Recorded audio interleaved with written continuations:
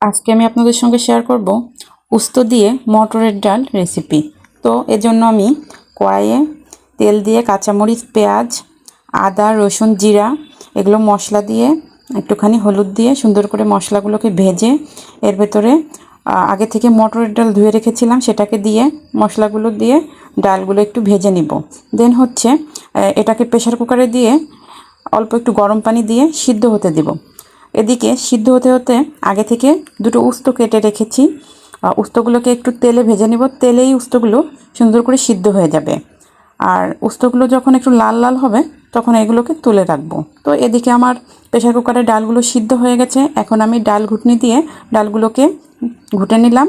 দেন এতে গরম পানি অ্যাড করলাম।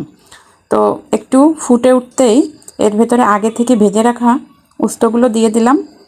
কিছুক্ষণ জাল করে এর ভেতরে ফোড়ানি দিয়ে নামিয়ে ফেললাম। দেন তৈরি হয়ে গেল আমার মজার মটরের ডাল আর উস্তো রেসিপি।